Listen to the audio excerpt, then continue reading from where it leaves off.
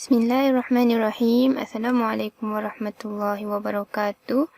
Alhamdulillah, bertemu lagi bersama-sama dengan Ustazah Dira dalam Tajwid tahun 3. InsyaAllah kita hari ini akan masuk ke topik unit 4 iaitu Makhraj Asy-Syafatan. Jadi sebelum kita mulakan pembelajaran kita hari ini, mari sama-sama kita membaca doa sebelum belajar. Bismillahirrahmanirrahim. Allahumma ftah alaina hikmataka wa anshur alaina min khazaini rahmatika ya arhamar rahimin. Rabbi shrah li sadri wa yassir li amri wahlul 'uqdatam min lisani yafqahu qawli. Rabbi zidni ilman warzuqni fahman waj'alni minas salihin. Innahu min Sulaiman wa innahu bismillahirrahmanirrahim.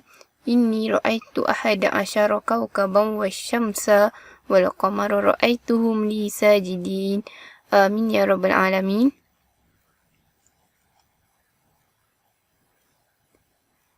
Baik, kita terus pergi kepada tajuk kita hari ini, Makhraj Asy-Syafatan. Anak-anak boleh lihat unit 4 Makhraj Asy-Syafatan, muka surat 14 dalam buku teks kita ya. Pertama sekali, mari kita pergi ke pengertian Asy-Syafatan.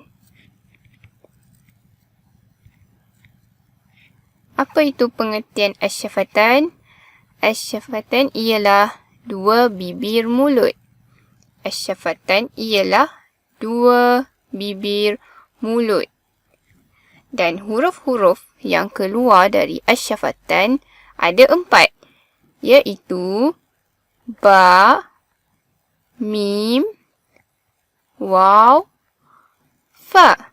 Anak kena ingat ya, huruf-huruf yang keluar dari Asy-Syafatan ialah Ba, Mim, Waw, dan Fa.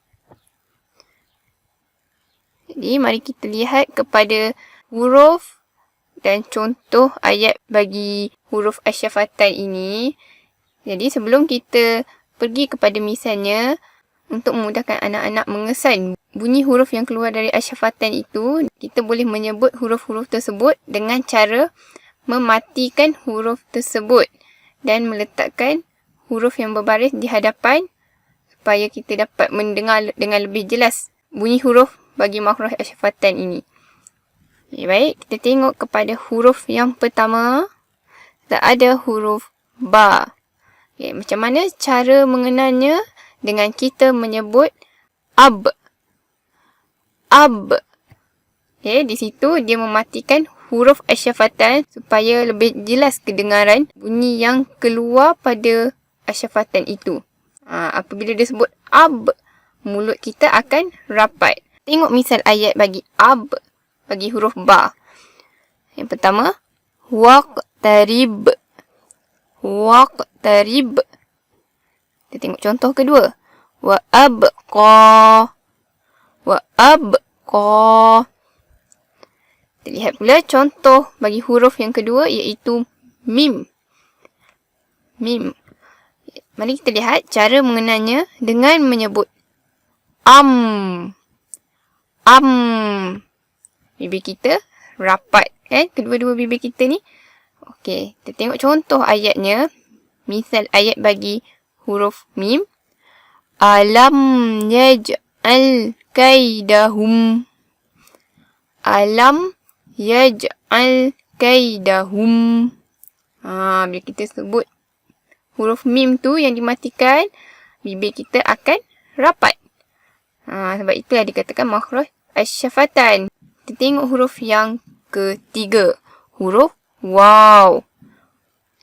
Cara mengenalnya dengan menyebut Au. Au. Apabila kita sebut Au, di akhirnya bibir kita akan rapat. Kita tengok contoh dia. Misal ayat bagi Waw. Min dunihi. Min dunihi. Contoh kedua. Kal farashil mabthus. Kal farashil mabthus. Kita lihat contoh bagi huruf Fa. Cara mengenalnya dengan menyebut af. Af. Mari kita lihat misal ayat bagi huruf fa. Ala afwahihim. Ala afwahihim. Okay, baik. Di situ anak-anak boleh faham je kenapa dipanggil makhraj asy-syafatan. Seterusnya, kita lihat pula kepada aktiviti. Okey, aktiviti ni kita cuba sebutlah yang tadi.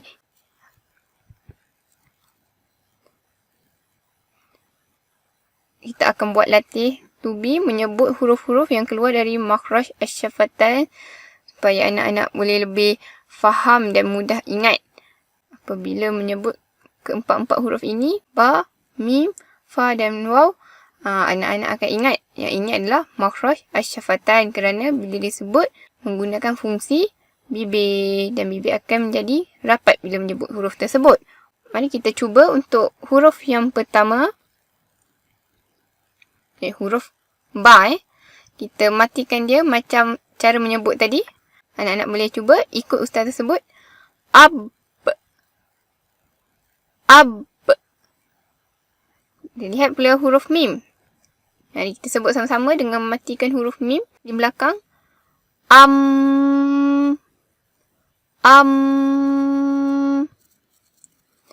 Huruf yang ketiga, huruf fa. Mari kita sebut dengan mematikan huruf fa. Af. Af. Dan akhir sekali, kita cuba sebut huruf waw dengan mematikan huruf waw di belakang. Au. Au.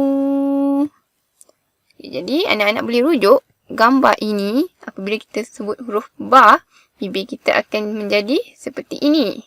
Dan apabila kita menyebut huruf mim, bibir kita akan rapat juga seperti ini. Dan kita akan dapat pastikan yang mana apabila kita sebut huruf mim, ada aliran yang melalui di hidung. Dan kita tengok pula huruf fa menggunakan fungsi bibir dan renggang sikit bibirnya. Seperti ini. Fa. Kalau huruf waw pula, bila kita sebut, kita akan memuncungkan sedikit mulut kita dan bibir kita akan menjadi rapat. Wow. Bila kita sebut wow tu, akan jadi seperti ini. Okey, kita tengok apa yang kita boleh amalkan untuk hari ini. Menyebut huruf-huruf dari makhraj asy-syafatan dengan betul ketika membaca Al-Quran. Okey, sama juga macam sebelum ni. Apa saja makhraj yang kita belajar perlu disebut mengikut cara yang diberikan, yang ditunjukkan. Okey, mari kita lihat contoh sedikit untuk makhraj asy-syafatan. Tabbat yada abi lahabin wa tab. Okey, di sini anak-anak akan lihat ada contoh makhraj asy-syafatan banyak pada huruf ba dan ada juga untuk huruf waw. Okey, ini ayat surah Al-Masad ayat 1. Jadi anak-anak boleh cuba apabila membaca Quran, sambil membaca Quran, sambil kita boleh belajar dan mencari yang mana makhraj asy-syafatan. Baik, untuk tugasan, jadi anak-anak boleh buka buku Siri Inovatif Tajwid tahun 3 yang berwarna biru. Anak-anak boleh lengkapkan latihan muka surat 17, 18 dan 19. Setelah latihan selesai, anak-anak boleh buat nota untuk tajuk makharijul huruf, iaitu pelajaran pertama yang kita belajar. Okey, makharijul huruf boleh rujuk buku teks muka surat 1 dan 2. Jadi apa yang anak-anak perlu buat, cuba tengok makharijul huruf tu, buat nota untuk pengertiannya dan juga bahagian-bahagiannya. Ikut kreativiti masing-masing. Yang penting anak-anak faham. Baik, sampai itu saja untuk hari ini. InsyaAllah kita akan sambung pada hari yang lain untuk tajuk kita yang seterusnya. Okay? Setakat itu saja dulu. Terima kasih kerana menonton video hari ini. Assalamualaikum warahmatullahi wabarakatuh.